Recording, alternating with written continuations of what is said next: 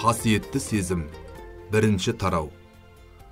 Тағы да? Таңертең ғана қайта қағып салған төсек еді ғой? Онда таңертең болатын. Қазір түс қайтты. Сағат 5-те кезекші қарындастарыңыз қабылдап аларда, төсек орныңды жөндемепсің деп, маған тағы ренжиді ғой. Кәне, сәл қозғалыңыз. Нәскен жігіт астындағы ақ жамылғыны еппен сыпырып алды. Қағып сілкіп, қайта орнына жайды. Болат бір жастыққа шынтақтап, біреуіне арқасын сүйеп, шалқасынан жатқан. Нәскен екеуінде қайта қопсытып, басының астына салды. Қимылына көзлеспейді. Жүзген үйректей дыбыссыз, әрі шапшаң істейді. Енді кезек Болатқа келді. Жігіт қыздың көмегінсіз ақ жайлы орналасып жаталатын еді. Бірақ Нәскен қолтығынан демей көтеріп, орнына жатқызды. Енді демал, ұйықта, деді қыз. Болатты жұқа ақ жамылғымен екі иығына дейін қымтап жауып. Енді 5 минуттан кейін тыным алу сағаты басталады. Жігіт көзі қыз жүзіне түсіп еді. Қыздың қиық көзі жылы күлімсірегендей болды. Болат Нәскеннің тіп-тік сұңғақ денесін көзімен есікке шейін ұзатып салды. Әлгіде жұмсақ қыз қолының тиген орны, жүрек тұсы әлі шымырлап тұрғандай. Ол кеудесін толтыра дем алып, ауыр күрсінді. Өмір. Бір өңкей сұрғылт жігіт өмірі. Ойласа жүрек айынтардай 20 жыл. Екі аяқтан бірдей жан кетіп, ол жатып қалғалы 20 жыл өтіпті. Онда 8 жасар сәби ет болады. Атана тәуіптен тәуіп қоймады. Ауыл ауданнан, шет дәрігер десе кемпір шалдардың үрке қарайтын кездері ғой ол кез. Тәуіптер өкпемен қағады, не қанға отырғызады. Онан қалса жынға бөлейді. Әйтеуір емнің бәрі қой союдан басталады. Өзі әлсіз болады. Әлгідей емдерден кейін беті бері қараудың орнына бұрынғыдан да нашарлап қалатын. Тәуіптер мықты бір іс тындырғандай, қойны қонышын сый-сыбағаға толтырып алған соң-ақ тайып тұратын. Қараңғы, атана көңілі бірте-бірте тәуіптерден енді күдер үзіп, дәрігер іздей бастағанда соғыс басталып кетті. Бірақ сол бір әлемет 4 жыл соғыс, жұпыны отбасы тіршілігін байтал түгіл, бас қайғы күйге душар еткен. Әкесі армияға алынды. Үйіліп төгіліп қалған жетім жесір жандардың тілегі қабыл болғандай, соғыс бітіп, аман қайтты. Соңғы 10 жыл ішінде облысқа дейінгі дәрігерлердің бәрін адақтады Болат. Талай мамандардың алдынан өтті. Бәрі де ықыласын салып сыбана қарайды да, көре келе бас шайқайды. Бірақ Болат науқасы тәуіптер айтқандай, қағынды емес, қақарлы полиомиелит екен. Қаршадай кезінде жаны кеткен екі аяқтың буындары бетінше өсіп, теріс бітіп қалыпты. Әлде соның қайта қалпына келуі мүмкін емес пе? Әйтеуір дәрігерлер ем жасауға тәуекел ете алмады. Соңғы 4 жыл ішінде Болат бәрінен күдер үзгендей боп, селт етіп ешқайда шыққан жоқты. Биылғы жаздың бір күні, жылдағы әдеттерінше, демалысқа шыққан студенттер сәлем бере келді. Осы қаланың медицина институтында оқитын 2 жігіт Болаттың науқасынан сөз шығарып, бір профессорды қатты мақтады. Олардың айтуларына қарағанда, профессор нағыз осы аурудың маманы көрінеді. Бір ғылыми зерттеу институтында ортопедия клиникасын басқарады екен. Студенттер ықылас етіп, қайтарында Болатты өздерімен бірге ала кетті. Бұлар профессордың 2 айлық курортқа жүрейін деп жатқан кезінде дәл келді. Студенттердің көңілін қимады ма, әлде жас Болатты аяды ма, профессор оны қарап шықты. Өзі істейтін клиникаға орналастырды. Қазір 2 ай болды. Сол кісіні күтіп жатыр Болат. Дәрігер әлденеше рет қарап көріп, қанына тексеру жүргіздірді. Буын-буындарын рентгенге түсірді. Басқадан да бұрын өкпесі мен ішкі сарайын көбірек әурелеп кеткендей. Әсіресе 2 рет қақыры қалып көргендерінен сескеніп қалды. Сонау соғыс жылдарында суық тигізіп алып, бір қыз шөтеліп ауырғаны барды. Әлпеті содан бір дақ қалған сияқты. Емдеуші дәрігерлердің сөз түрі: Болаттың аяқ буындарына, жүйке жүйелеріне бірнеше жерден операция жасалады. Гипске де ұзақ уақыт жататын болса керек. Соның бәрінен кейін барып, жүруге үйрету басталады. Бірақ өкпе нашар болған жағдайда Болат операцияны көтере ала ма? Дәрігерлер осы дерт жайында неге мұның өзіне ашық ашып, еш нәрсе айтпайды. Ақырын бағып, профессордың келуін күткен түрлері бар. Болат ұйықтай алатын емес. Көзін кенет ашып жіберіп, басын көтеріп алды. Кейде жүрегі осы сияқты ауыр ойлардан кейін туған ауылын, ата-анасын, кең жазық жайлауды аңсап қалатыны бар. Ауруханада 1 минут тұрғысы келмей кетеді. Сондай кезде өзі жатқан 3-ші қабаттағы палатаның терезесінен сыртқа көз тастап, мауқын басады. Қазірде қос жастыққа сол қолымен шынтақтай түсіп, сыртқа қарап отыр. Терезе тұсы кең аллея, жап-жасыл ағаш жапырақтары мүлгіп тұрады. 4 көшенің түйіскен жері таным жоқ. Автобустар, троллейбустар, трамвай вагондары толассыз ағылып жатады. Маңдай әйнектері күнге шағылса, жарқ етіп жеңіл машиналар өте шығады. Аурухананың аласа ғана қоршау шарбағынан бәрі ап-анық көрінеді. Әне, шарбақ сыртында бір қыз тұр. Аурухана терезесіне телміре қарап, көз алмайды. Ашық көк түсті жекеті талдырмаш денесіне құйып қойғандай. Төсіне төгілте салбыратып жіберген қос қара бұрымы тізесіне түседі. Бүгін 3-ші күн. Осы қыздың тап сол жерде аурухана терезесінен осылай қарап тұрғанын Болат әрдайым көреді. Кімі жатыр мұнда? Әлде бір жанашыр жақыны, әлде сүйген жігіті бар ма? Кімде болса, аяғынан басып тұра алмайтын біреу болды ғой. Япыр-ай, осы аурухананың жексенбіден басқа күндері ішке адам жібермейтіні несі екен? Болат қыздың мұң көлеңкелеген ақ құба жүзінен көз алмай қарады. Қандай аяулы жан өзі. Жігіттің онсыз да ашаң жүзі қуқыл тартқандай. Үлкен қара көзі тұнжырай түседі. Стол тартпасын асықпай ашып, бір парақ қалың ақ қағаз алып шықты. Қағаз бетінде сурет. Қайын көлеңкесінде тұрған осы қыздың суреті бар еді. Кеше асығыс сыза салған, бірақ айнымай қалған екен. Енді соның кей жерін жөндеуге кірісті.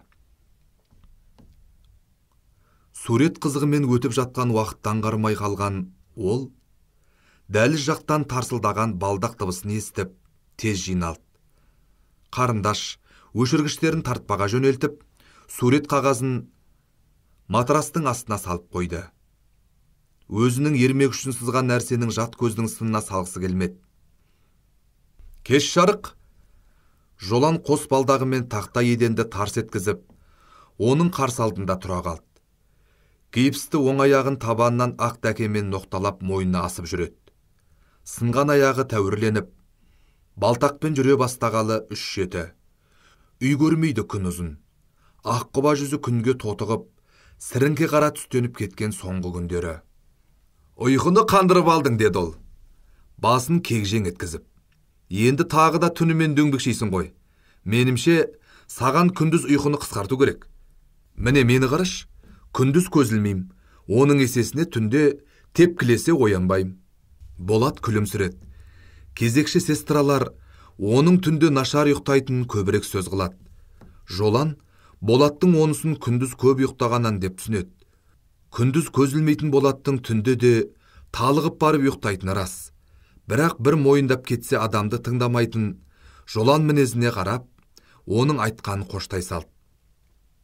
Нәскенді шығарып салдым, деді Жолан. Керуетіне сылқ отырып. Ғажап қыз емес пе? Қалай ойлайсың, Болат? Ей, сен не үндемейсің? Нәскен ба? Нәскен жақсы қыз екені рас. Өзіне ұсыныс жасағым келіп жүр. Сүйетінін сезем. Жазылып шыққан соң үйленгім келет. Қалай көресің, Болат? Болат үндемет. Өз ойымен әлек. Сүйетінін сезем. Нәскен лапылдақ мінезді осы жігітті шынымен ақ сүйем екен? Жоланның қызды жібермей, әзілмен қағытып бөгейтін күнде көреді ол. Кейде артықтау кетіп қалса да, Нәскен ашу білдірмей әдемі сөзбен сыпайы тежеп қана қояды. Жолан оны қыз көңілінің түзулігіне жорып, дәмеленетін сияқты. Екінші тарау. Таңертең беті қолын жуғаннан кейін, қайта қисайған Болат, күндегі әдетінше маужырап қалғып кеткен екен. Нәскен даусынан оянып кетті. Жіберіңіз, ауқаттарыңызда келуім керек. Шамалы отырш жаныма. Қала жаңалығын айт. Жолан қыз білегінен тас қып ұстап алған, айырылар емес. Әлі талай келем ғой, әңгімеде айтылар. Әне, ағайтты оятып жібердіңіз. Ертеңгі тамақтан кейін Болат ауылға хат жазуға отырды. Жолан күндегі әдетінше бой жазуға кетті. Біраздан соң палатаға Нәскен келді. Қыз жүзінде өзіне өзі ырза қуаныш күлкісі сезіледі. Кейде осындай сәтін жиі байқайтын Болат, оның жүзінен көз алмай қадала қарап қалатында, сол қылығынан кенет ыңғайсызданып, қуыстанғандай болатын. Ағай, сүйінші беретін болдыңыз.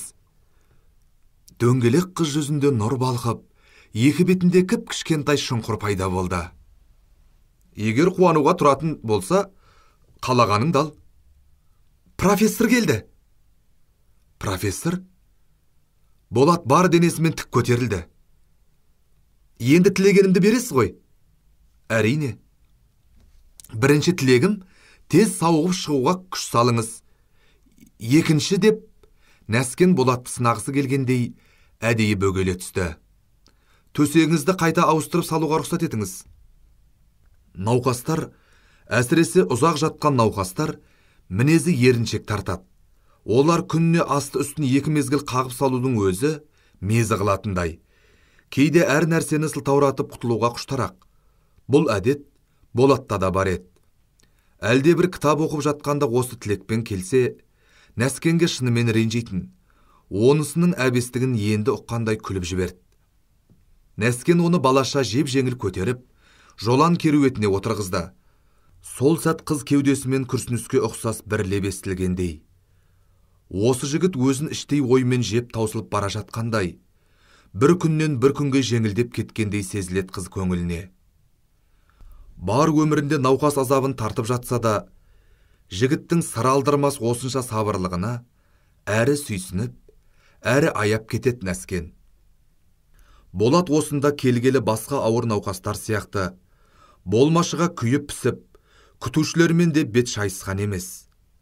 Не деген бекзат мінез, қандай аяулы адам, оған мұншама азапты үйе салған тағдыр қандай қатал. Нәскен осы ауруханада өзі палата сестрасы болып істеген 3 жыл ішінде мұндай шыдамды адамды көрген емес. Қыз ақ жамылғыларды бірінен соң бірін сыпырып алып, енді матрастарды көтере бастаған. Әлгі ой өз тереңіне бар сезімін үйіріп әкеткендей, бәрінде қалай болса солай дағдымен істеп жүр. Кенет екі матрастың арасынан бір бет ақ қағаз сырғып аяғының астына түсті. Нәскен оны жерден іле көтеріп алған, қағаз бетіне қарай таңырқап тұрып қалды. Көз алдында сұңғыла әсем қыз суреті. Жүзін мұң көлегейлеген арманшыл жас қыз қайда қарайды? Не күтеді? Кімді іздейді? Нәскенге бір сәт осы көзқарас таныс сияқты көрініп кетті. Енді екі көзі қағаз бетінде жай жылшып, биік 4 қабат үйдің шығып тұрған мүйісіне, қаз қатар терезелерге тоқтады. Танида кеткендей, өзі істейтін аурухана үйі екен. Сол сәт мынау сурет сыры да ашылғандай. Нәскен бұл қызды қайда, қашан, қалай көргенін кенет есіне түсірді. 4-ші палатада оң аяғы сынған жас слесарь жігіт жатыр. Бір аптадан бері аяғы гипсте. Мына қыздың соған келгенін Нәскен бірер рет көрген. Сонан кейін тап осы суреттегідей сол қыздың шарбақ сыртында 4-ші палатаның терезесіне көз алмай қарап тұрған кезінде байқағаны барды. Бірақ онда мынау суретке қарағандағыдай әсер сезімді өз кеудесінде аңғарған жоқ еді. Қазір бір түрлі жүрегі шым ете түсті. Әлде суреттегі қыз мұңына ортақтасқан әншейін әйел әлсіздігі ме? Болат бұл жайды соңырақ байқаған. Қыз қолындағы өзі салған суретті көргенде қысылып қалғандай екі қолын бірдей созды. Менің қағаздарым ғой. Нәскен жасаураған көзін суреттен әзер айырды. Суретіңіз ғажап екен. Сіз суретші екенсіз ғой. Қыздың оған қараған жүзінде әрі ырзалық, әрі құрмет байқағандай.